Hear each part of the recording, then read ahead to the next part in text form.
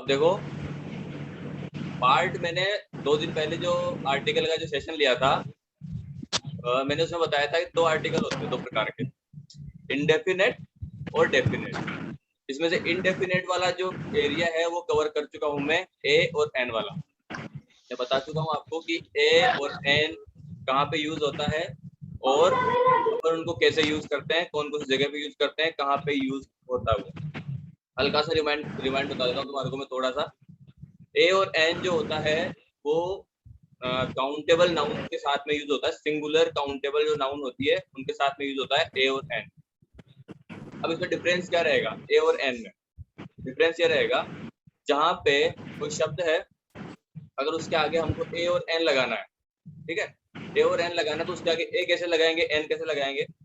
अगर जो शब्द है उसमें कॉन्सोनेंट का साउंड आ रहा है स्टार्टिंग से, तो वहां पे एन का प्रयोग होगा। और अगर उस शब्द में वोवल का साउंड आ रहा है तो वहां पे एन का प्रयोग होगा, बस। ठीक है। अब जो एक और आर्टिकल बच गया, डेफिनेट आर्टिकल। डेफिनेट आर्टिकल होता है द, ठीक है।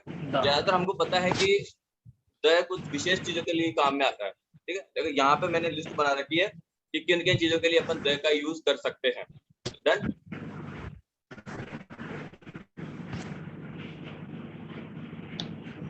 स्क्रीन नजर आ रही है ना आप लोगों को? जी सर। Yes sir. ओके, आवाज क्लियर आ रही है बिल्कुल? जी। ओके। अब देखो, डेफिनेट आर्टिकल होता है द, याद कर लेना। इनडेफिनेट होते हैं ए और एन, और डेफिनेट होता है द, ठीक है। ये 11th के कोर्स में भी है, 9th के कोर्स में भी था, और इस बार 12th के कोर्स में भी आएगा, ठीक है। और जो लोग तैयारी कर रहे हैं ना आगे की, उनके लिए भी ए एन द का प्रयोग मोस्ट इम्पोर्टेंट होता है। वहां पे इंग्लिश अगर उन्होंने सब्जेक्ट ले रखा है तो वहां पे यूज में आता है ए और ए एन द का। अब देखो, हम द का प्रयोग कहाँ पे करते हैं? ज्यादातर जगह पे ऐसी चीजें जो नेचर से रिलेटेड होती है और जो यूनिक होती है। यूनिक मतलब, जैसे मान लो जो संसार में कुछ चीजें होती है जो यूनिक है, जो सिंगल ही है, उनके लिए हम द का प्रयोग करेंगे, ठीक है। अब इसमें एग्जांपल के लिए अपन देख सकते हैं, जैसे द सन। तो जो सन है वो पूरे वर्ल्ड में सिंगल है, तो इसलिए वहां पे हम प्रयोग करेंगे द का। स्काई है वो सिंगल है, तो वहां पे हम प्रयोग कर रहे हैं द का। अर्थ है वो सिंगल है, तो वहां पे प्रयोग कर रहे हैं हम द का। But that is not used before hell, heaven, God और पार्लियामेंट। लेकिन जो द होता है, हेल, हेल क्या होता है? हेवन का ऑपोजिट। हाँ, तो इनके साथ, हेल के साथ में, हेवन के साथ में, गॉड भगवान के साथ में, और पार्लियामेंट, इन जगहों पे द का यूज अपन नहीं करते। इन पे द का यूज नहीं होता है, सिर्फ यूनिक और प्राकृतिक चीजों के लिए अपन द का प्रयोग करते हैं। आगे और भी लिस्ट है। नेक्स्ट थिंग इज, अब देखो, हमने यूनिक चीजें और संसार में कुछ चीजें सिंगल है, उनके लिए काम में लिया हमने द। अब हम जो दिशाएं होती है, जो डायरेक्शंस है, जैसे कितने डायरेक्शन होते हैं? मेन 4 डायरेक्शंस है जो, तो उनके पहले भी हम द का यूज करते हैं। तो the, we use the before directions if preposition comes before it. अगर देखो, अब इसमें जो एग्जांपल दिया हुआ है ना नीचे, the sun rises in the east, अगर प्रीपोजिशन पहले आता है, प्रीपोजिशन मैंने फर्स्ट क्लास में बताया था प्रीपोजिशन क्या क्या होते हैं। तो अगर किसी शब्द में या दिशा में प्रीपोजिशन पहले आ रहा है तो उसके बाद में द का प्रयोग होगा। तो यहाँ पे हम यूज कर रहे हैं ना, the sun rises in the east. तो ईस्ट एक दिशा है, उसके पहले हम द लगाया और उसके पहले प्रीपोजिशन आ रहा है, ठीक है, तो हमने द का यूज किया। नेक्स्ट इज, अब देखो, हम और कहाँ पे यूज करते हैं? हम नदियों के पहले द का यूज करते हैं, महासागरों के पहले भी हम द का प्रयोग करते हैं, समुद्रों के पहले भी। इनके नाम होते हैं जो, पहाड़ियों, झीलों, बांध, जो बड़े बड़े बांध होते हैं, उनके आगे भी हम द का प्रयोग करते हैं। जो बड़े जहाज हैं उनके लिए, जो बड़े रेगिस्तान बने हुए हैं, जैसे थार हो गया, है ना, गुजरात में भी है, और साउथ अफ्रीका में थार है, उनके नाम के पहले भी, रेगिस्तानों के नाम के पहले भी हम लोग द का यूज करते हैं। तो we use the before the names of rivers, oceans, seas, hills, lakes, dam, train. अब देखो ट्रेनों के नाम के पहले भी हम द का यूज करते हैं। बहुत सारी ट्रेनों के नाम सुने होंगे तुम लोगों ने, तो उनके नाम के पहले भी हम द का यूज करेंगे, ठीक है। इसके अलावा शिप्स जो जहाज होती हैं, और डेजर्ट्स जो मैंने बताया अभी। अब इनमें एग्जांपल देखो, द गंगा, जो गंगा है वो नदी है, तो उसके नाम के पहले हमने द यूज किया। शताब्दी एक्सप्रेस, शताब्दी एक्सप्रेस ये ट्रेन का नाम है, तो इसके लिए भी, इसके पहले भी हमने द का यूज किया। हिमालय ये पहाड़ों में आता है, तो इसके पहले भी हमने द का यूज किया। द भाखड़ा नागल डैम ये बहुत बड़ा बांध है, इसके लिए इसके पहले भी हमने द का यूज किया। द सहारा डेजर्ट, सबसे बड़ा जो डेजर्ट है रेगिस्तान, उसके पहले भी हमने द का यूज किया। द अरेबियन सी ये है समुद्र, समुद्र के नाम के पहले हमने द का यूज किया। द इंडियन ओशियन ये भी एक समुद्र है, तो इसके पहले भी हमने द का यूज किया। डन। नेक्स्ट थिंग इज, अब देखो हम समाचार पत्र जो होते हैं ना, जो न्यूज़पेपर्स होते हैं, उनके पहले भी हम इनका प्रयोग करते हैं। उनके पहले भी हम लोग द का यूज करते हैं। जैसे मान लो आप द गीता, गीता एक बहुत बड़ा धार्मिक पुस्तक है, बहुत बड़ी धार्मिक पुस्तक है, जैसे गीता हो गई, रामायण मान लो, है ना। तो ये बड़ी पुस्तकें हैं, इनके नाम के पहले भी द का यूज होगा। और द इंडियन एक्सप्रेस ये एक न्यूज़पेपर का नाम है, ठीक है, तो इसके पहले भी द का यूज होगा। द हिंदुस्तान टाइम ये भी एक न्यूज़पेपर का नाम है, समाचार पत्र का नाम है, तो इसके पहले भी द का यूज होगा। द इंडिया टुडे ये एक ऑनलाइन और ऑफलाइन दोनों तरीके का समाचार पत्र है, न्यूज़पेपर है, तो इसके पहले भी द का यूज होगा। तो इस तरीके जो भी समाचार पत्र होंगे, जैसे हमारे नॉर्मल हम बात करते हैं द राजस्थान पत्रिका, द दैनिक भास्कर, ठीक है, इस तरीके से उनके पहले भी हम द का यूज करेंगे। नेक्स्ट इज, देखो हम जो मेन चीजें थी वो कवर हो गई, जहाँ पे हम द का यूज हमें मोस्टली करना होता है। इसके अलावा हम ऐतिहासिक इमारतें, हमारे देश में बहुत सारी इमारतें हैं ना, और सार्वजनिक स्थल है जहाँ पे लोग घूमने जाते हैं, ठीक है, और जहाँ पे जैसे स्टेशन वगैरह, इन सभी को हम सार्वजनिक स्थल बोलते हैं। बाकी जो धार्मिक स्थल है, जैसे मंदिर वगैरह हो गए बड़े, तो उनके नाम के पहले भी हम द का यूज करते हैं। We use the before the names of historical buildings, public places और रिलीजियस प्लेसेस, इनके नाम के पहले हम द का यूज करते हैं। अब इसमें एग्जांपल देखो, द ताजमहल ये बहुत बड़ी इमारत है, मतलब बहुत ऐतिहासिक इमारत है, इसके पहले हमने द का यूज किया। द गोल्डन टेम्पल, आप लोगों ने नाम सुना होगा गोल्डन टेम्पल, तो उसके आगे भी हमने द का यूज किया। द जू ये सार्वजनिक स्थान है, जो जू होता है, जो चिड़ियाघर, वो सार्वजनिक स्थान है, तो इसके पहले भी हमने द का यूज किया। इसके अलावा द अक्षरधाम टेम्पल ये बहुत बड़ा मंदिर है, इसके पहले भी हमने द का यूज किया। तो मोस्टली ऐतिहासिक जो इमारतें होती है, हिस्टोरिकल पैलेसेज होते हैं और रिलीजियस पैलेसेज होते हैं, उनके पहले हम लोग द का यूज करेंगे। डन। नेक्स्ट थिंग इज, अब देखो तो थोड़ा सा रिलेटेड है इंग्लिश से, हम एक वचन संख्या से पहले द का उपयोग करते हैं जो इसकी पूरी जाति का प्रतिनिधित्व करता है। अब पूरी जाति का मतलब क्या हो गया, अगर मैं बोलूं कि this is a dog, this is a dog, अगर मैंने सिर्फ एक कुत्ते को इंडिकेट किया ना, दिस इज अ डॉग, तो वहां पे ए, उसके आगे हमने ए लगाया, ठीक है, दिस इज अ डॉग।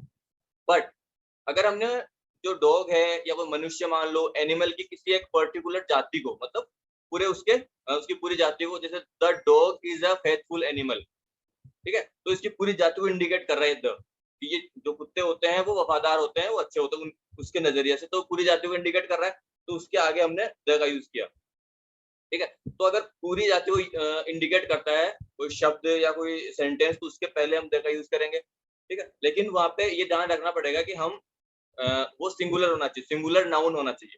जैसे द डॉग बता रखा है इसमें, द टाइगर है, तो वो सिंगुलर होना चाहिए और वो उसकी पूरी जाति का प्रतिनिधित्व करना चाहिए। हम चाहे तो ऐसे बोल सकते हैं ह्यूमंस, ह्यूमंस क्या एक पर्टिकुलर जाति होगी, बट इसमें ह्यूमंस में अलग अलग पार्ट्स बने हुए हैं, है ना? तो जो अलग अलग पार्ट्स होंगे ना जाति को जो इंडिकेट करेगा, मेन, द मेन जो व्यक्ति है वो एक पर्टिकुलर जाति है, पुरुष महिला एक पर्टिकुलर जाति है, तो उसके पहले भी हम द का यूज करेंगे, ठीक है। नेक्स्ट थिंग इज, अब देखो इसमें हम व्यक्तिवादी संज्ञा कौन सी होती है, जिसमें किसी व्यक्ति का नाम होता है, ठीक है, उसके पहले भी हम द का प्रयोग करेंगे। we use the before a proper noun which is used as a common noun. Common noun का मतलब दोनों चीजों में काम में आ सकती है. अब इसमें एग्जांपल से तुमको एग्जैक्ट समझ में आएगा किस तरीके से. he is the Rustam of Japan. अब देख इसका क्या मतलब हुआ.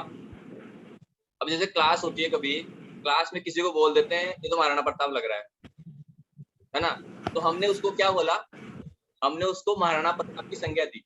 ठीक है, तो he is the Maharana Pratap of the class. Understood. तो अगर हमने किसी को उस व्यक्ति की संज्ञा दी है, वैसे इसमें जैसे फर्स्ट एग्जांपल है he is the Rustam of Japan, वो जापान का रुस्तम है, मतलब किसी पर्टिकुलर व्यक्ति को इंडिकेट करते हुए हमने किसी बड़े आदमी को इससे जोड़ दिया. ठीक है. उसी तरह Kashmir is the Switzerland of Asia. जो एशिया का जो स्विट्जरलैंड है वो है कश्मीर, उसको कश्मीर को बोला जाता है एशिया के स्विट्जरलैंड.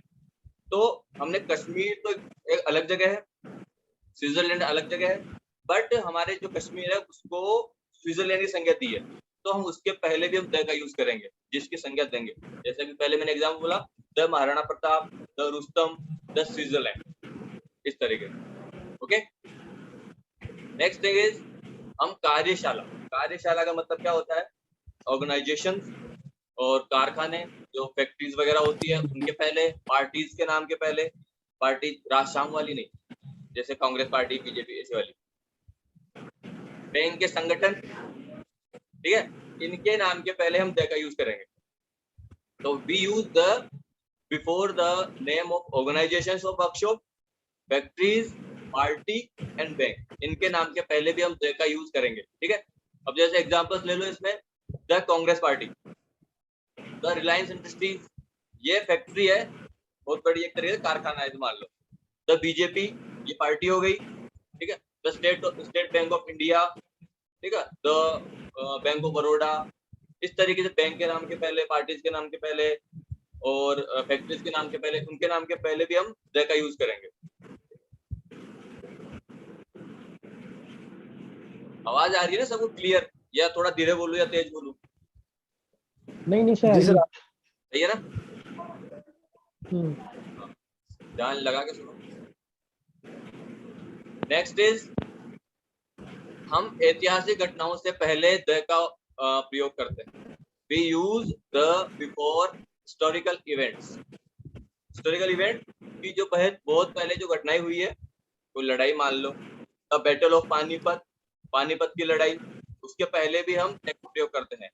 जो लोग क्या बोलते हैं इसको, जो लोग कंपटीशन की तैयारी कर रहे हैं उनके लिए मोस्ट है, ये ध्यान रखना पड़ेगा कि जो बैटल्स होती है, जो ऐतिहासिक घटनाएं थी, उनके पहले द का यूज होता है, उनको ध्यान रखना चाहिए. The quit India movement, Bharat छोड़ो आंदोलन वाला जो पार्ट था, उसके आगे भी द का प्रयोग होगा. तो जो ऐतिहासिक जो घटनाएं होती है उनके पहले द का प्रयोग होता है. ठीक है. नेक्स्ट इज हम बड़े पदों से पहले द का प्रयोग करते हैं. बड़े पद मतलब जैसे the president, the prime minister, the director, तो जितने भी बड़े पद होते हैं, ठीक है, डेजिग्नेशंस होते हैं, उनके पहले भी द का यूज होता है. प्रेसिडेंट, अध्यक्ष, या मान लो राष्ट्रपति, द प्राइम मिनिस्टर, ये जो बड़े पद है इनके पहले हम द का यूज करेंगे. द डायरेक्टर, द प्रिंसिपल, इस तरीके से. कर दूंगा मैं दोबारा. और इसके आगे हम द का इस्तेमाल इवनिंग, मॉर्निंग, आफ्टरनून शब्दों से पहले करते हैं. इसके अलावा हम इन शब्दों से पहले द का उपयोग नहीं करते यदि इनसे पहले लास्ट, नेक्स्ट और एवरी शब्द आते. कहने का मतलब, अगर सिर्फ हमने बोला ना इन द इवनिंग, तो इन द इवनिंग मतलब शाम को, लेकिन अगर हम बोलेंगे ना लास्ट इवनिंग, तो लास्ट इवनिंग जैसे ही वाज, ऐसे मानो आप आपके नजरिए से कि अगर हमने पास्ट का कोई इंडिकेट किया, मॉर्निंग को पास्ट में इंडिकेट किया, इवनिंग को पास्ट में इंडिकेट किया, आफ्टरनून को पास्ट में इंडिकेट किया, last evening, last morning, last afternoon, तो वहां पे द का प्रयोग नहीं होगा. लेकिन सिर्फ हम शाम, सुबह और दोपहर में अगर यूज अपन ले रहे हैं ना, in the afternoon, in the evening, in the morning, तो वहां पे हम द का यूज करने वाले हैं. जैसे मैंने लास्ट में बताई दिया पूरा इसको. लास्ट में एग्जांपल भी दे रखा है, इन द इवनिंग ये आ गया, इन द मॉर्निंग ये आ गया, लास्ट में लास्ट इवनिंग, पिछली शाम, तो वहां पे हमने द का यूज नहीं किया। एवरी मॉर्निंग, वहां पे भी हमने द का यूज नहीं किया। ठीक है, पर्टिकुलर हमें ध्यान रखना है, अगर इवनिंग, मॉर्निंग, आफ्टरनून शब्द आता है तो वहां पे हम द का यूज कर सकते हैं, लेकिन अगर वो लास्ट का आ रहा है, ये पिछला वो शब्द, अगर पिछले कोई इवनिंग, मॉर्निंग, आफ्टरनून की बात होती है तो वहां पे हम द का यूज नहीं करेंगे।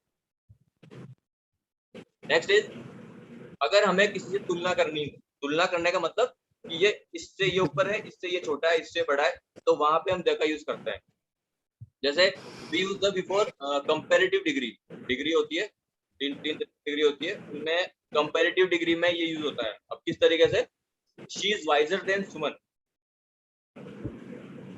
जो वह है वो सुमन से सही है। वाइज का मतलब क्या होता है, यहाँ पे बताने वाला था।